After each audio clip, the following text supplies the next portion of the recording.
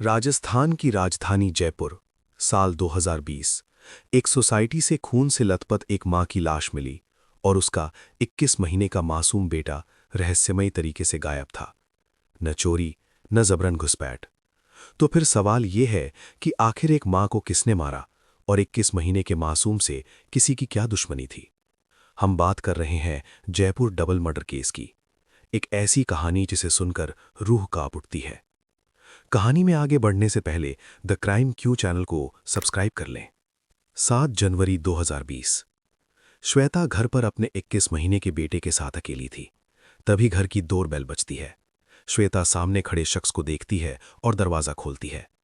घर में आए शख्स को श्वेता अच्छी तरह जानती थी, इसीलिए वो उस शख्स को बैठाती है और उसके लिए चाय बनाने लगती है। लेकिन उसे ये अंदाजा नहीं था कि वो जिस शख्स को मेहमान समझ रही है वो एक हैवान है। चाय पीने के बाद उस शख्स ने मौका पाकर किचन में रखी अदरक कूटने वाली मूसली से श्वेता के सिर पर वार करना शुरू कर दिया। श्वेता जमीन पर गिर पड़ी, लेकिन ये यकीन हो कि वो मर चुकी है, उसके लिए उसने चाकू से उसका गला भी काट दिया। श्वेता की सांसें थम चुकी थीं। फिर उस शख्स की नजर पड़ी 21 महीने के मासूम श्रेयम पर, जो अपने कमरे में सो रहा था। वो बच्चा जिसने कभी किसी का बुरा नहीं किया। ये हमला इतना अचानक हुआ कि श्वेता खुद को बचा भी नहीं पाई। और फिर शाम को जब काम वाली घर के अंदर आई तो वो श्वेता की खून से लथपथ लाश देखकर सहम गई और जैसे तैसे पुलिस को बताया। सूचना मिलते ही पुलिस मौके पर पहुंची तो देखा कि घर में चारों तरफ खून के छींटे और धब्बे थे और श्वेता की खून से सनी बॉडी पड़ी हुई थी। पुलिस ने पूरे घर की तलाशी ली तो पाया कि पूरे घर में किसी भी तरह की कोई चोरी नहीं की गई थी, लेकिन श्वेता का बेटा श्रेयम कहीं नहीं था। अजीब बात यह भी थी कि घर से कोई सामान चोरी नहीं हुआ था, लेकिन श्वेता का मोबाइल फोन गायब था। अब सवाल बस यही थे कि आखिर कौन था वो शख्स जिसने श्वेता को मौत के घाट उतारा और आखिर एक 21 महीने के बच्चे से किसी की क्या दुश्मनी थी। तो आइए कहानी को शुरू से समझते हैं। कानपुर की रहने वाली श्वेता तिवारी एक हंसमुख और संस्कारी लड़की थी। शादी के बाद उनकी जिंदगी जुड़ी दिल्ली के रहने वाले रोहित तिवारी से, जो जयपुर एयरपोर्ट पर इंडियन ऑयल कॉरपोरेशन लिमिटेड में मैनेजर की नौकरी करता था। हादसे से लगभग 1.5-2 साल पहले ही ये लोग जयपुर में शिफ्ट हुए थे। इनका बेटा श्रेयम शादी के करीब 7 साल बाद बड़ी मन्नतों के बाद हुआ था। श्रेयम के आने के बाद से ही घर में खुशियों का माहौल था। श्वेता को मानो एक नई जिंदगी मिल गई हो। बाहर से देखने पर यह रिश्ता बिल्कुल सामान्य और खुशहाल लगता था, लेकिन समय के साथ इस खुशहाल दिखने वाले परिवार के भीतर धीरे धीरे तनाव और दूरी की परतें जमने लगीं। घर की 4 दीवारी के भीतर उनके रिश्ते में खटास बढ़ चुकी थी। श्वेता और रोहित के बीच आए दिन बहस और झगड़े होते रहते थे, कभी छोटी बातों पर तो कभी बड़ी बातों पर। फिर भी श्वेता हर बार चुप रह जाती थी, सिर्फ अपने बेटे की मुस्कान और उसके भविष्य के लिए। 7 जनवरी 2020 यानी मर्डर वाले दिन शाम के करीब 5:30 बजे रोहित अपने ऑफिस में था जब उसके पड़ोसी अजय का उसे कॉल आया, जिसके बाद रोहित भागता हुआ घर पहुंचा, जहां उसके फ्लैट के बाहर लोगों की भीड़ जमा थी। पुलिस, मीडिया और लोग सब उसके घर के बाहर खड़े हुए थे। कुछ ही घंटों में रोहित का एक हंसता खेलता परिवार उजड़ गया था। उसकी पत्नी की हत्या हो गई थी, तो वहीं उसका बेटा लापता था। रोहित इस सदमे में बैठा ही था कि 2 घंटे बाद शाम 7:30 बजे रोहित के पास एक मैसेज आया, अगर अपने बेटे को जिंदा देखना चाहते हो तो 30 लाख का इंतजाम कर लो। जिससे ये बात साफ हो जाती है कि श्रेयम का किडनैप किया गया है। लेकिन हैरान कर देने वाली बात तो ये थी कि मैसेज श्वेता के नंबर से भेजा गया था। रोहित ने इसकी जानकारी तुरंत पुलिस को दी और श्वेता के भाई शुभम को भी मैसेज भेजकर इन्फॉर्म किया। खबर सुनते ही श्वेता के पूरे परिवार में हड़कंप मच गया। मामला इतना सीरियस था कि पुलिस भी जल्द से जल्द पूरे मामले की जांच में जुट गई। सबसे पहले पुलिस ने जिस नंबर से फिरौती का मैसेज भेजा गया था उसे सर्विलेंस पे लगाया। उसके बाद शुरू होता है पूछताछ का सिलसिला। वारदात को एक बड़ी सोसाइटी में अंजाम दिया गया था, इसलिए सिर्फ कुछ ही जगहों पर कैमरे लगे थे, जिससे ये पता लग पाना कि उस दिन श्वेता के घर किस शख्स की एंट्री हुई थी, ये पुलिस के लिए एक बड़ी चुनौती थी, क्योंकि पुलिस के पास न तो कोई सबूत था और ना ही कोई चश्मदीद गवाह जिससे पुलिस इस केस को सुलझा सके। लेकिन इस केस में एक अहम मोड़ तब आया जब पुलिस को पता चला कि भले ही इस सोसाइटी में बहुत ज़्यादा सीसीटीवी कैमरे ना हों, लेकिन श्वेता के पड़ोसियों ने अपना एक पर्सनल सीसीटीवी कैमरा लगा रखा था, जिसका एंगल श्वेता के मेन एंट्रेंस को कवर करता था। तो पुलिस ने जल्दी से 7 जनवरी की वो फुटेज खंगाली तो देखा कि उस दिन श्वेता के घर से निकलता हुआ एक शख्स सीसीटीवी कैमरे में कैद हो गया, जिसने गर्मी में भी टोपी पहन रखी थी और उसके हाथ में कपड़े में लिपटा कुछ था। पुलिस के मुताबिक उसमें श्रेयम था। पुलिस ने मामले में आगे घरवालों से भी पूछताछ शुरू कर दी, जिसमें सबसे पहले श्वेता के घरवालों से पूछताछ की गई और पूछताछ में कुछ बड़े खुलासे हुए, जिसने पुलिस की शक की सुई को अलग दिशा में मोड़ दिया। श्वेता के घरवालों ने बताया कि रोहित और श्वेता में काफी टाइम से झगड़े होते रहते थे। 5 जनवरी 2020 को जो उनके रिश्ते के लिए एक और तूफान लेकर आया। उस दिन श्वेता और रोहित के बीच जमकर लड़ाई हुई। झगड़ा इतना बढ़ गया कि गुस्से में बेकाबू रोहित ने श्वेता के पिता सुरेश मिश्रा को फोन किया और कहा, पापा, अब हम इसे खत्म कर देंगे। ये सुनकर पिता का दिल दहल गया, लेकिन उन्होंने सोचा कि शायद ये गुस्से में कहा गया एक पल का वाक्य होगा। उधर श्वेता का मन बेचैन था। दिन भर की कहासुनी और रोहित का व्यवहार उसके दिल में डर भर चुका था। उसी रात उसने अपने पिता को मैसेज किया, पापा, मैं डर गई हूं। लेकिन परिवार ने सोचा कि ये पति पत्नी के बीच का सामान्य झगड़ा होगा जो समय के साथ शांत हो जाएगा। लेकिन श्वेता और रोहित के बीच चल रहे तनाव को देखते हुए पुलिस ने अपनी कार्यवाही का रुख पूरी तरह बदल दिया और अब शक की सुई पर था श्वेता का पति रोहित। लेकिन सबसे पहले पुलिस के लिए श्रेयम को ढूंढना बहुत जरूरी था। पुलिस श्वेता के नंबर को ट्रेस करने में लगी थी। श्वेता के परिवार वाले बार बार रोहित पर शक कर रहे थे। वहीं रोहित पूरी तरीके से पुलिस का साथ दे रहा था।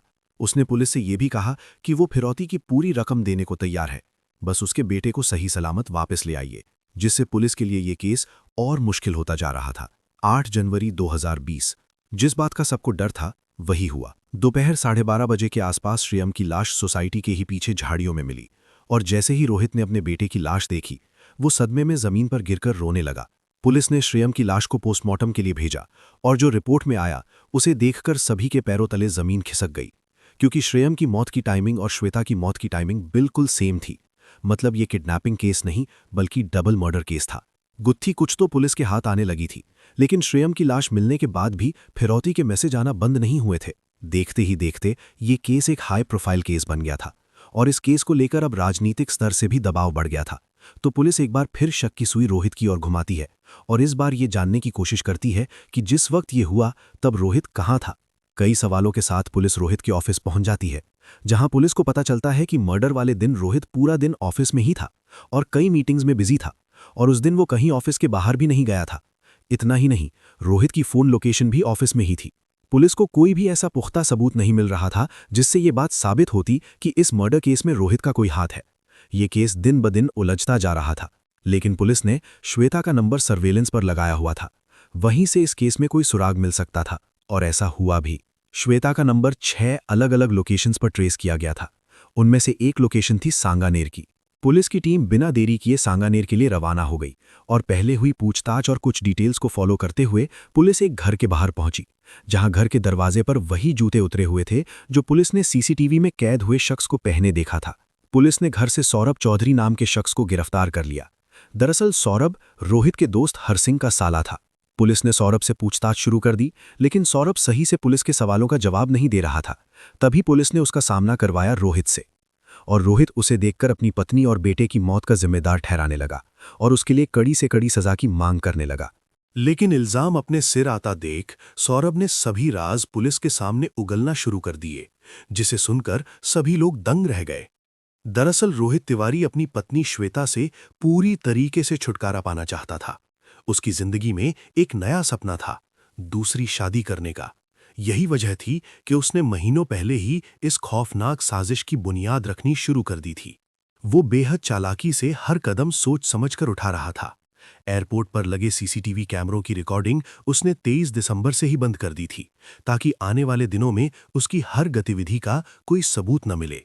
ऑफिस की मीटिंग्स, अधिकारियों से मुलाकात और काम की व्यस्तताएं, ताकि जब वारदात हो तो सबको यही लगे कि रोहित तो पूरे दिन ऑफिस में ही था। लेकिन इतना बड़ा खेल वो अकेले नहीं खेल सकता था। उसे अपने इस प्लान को अंजाम देने के लिए किसी की मदद चाहिए थी।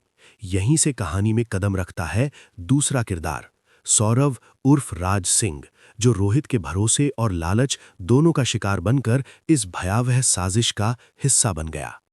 सौरभ से रोहित की मुलाकात उसके जीजा हरि सिंह के जरिए हुई थी। थोड़ा समय बीतते ही दोनों की दोस्ती गहरी हो गई और रोजाना मिलने जुलने से विश्वास भी पनपने लगा। रोहित अक्सर सौरभ को शराब पिलाता और धीरे धीरे उसने उसे अपने कॉन्फिडेंस में ले लिया। फिर एक दिन रोहित ने प्लान सौरभ को बताया कि मेरी पत्नी और बेटे को मार दो, बदले में मैं भी तुम्हारे काम आऊंगा। पैसे के लालच में सौरभ बहक गया और ये जानलेवा सौदा तय कर लिया। कीमत सिर्फ 10,000 रुपए।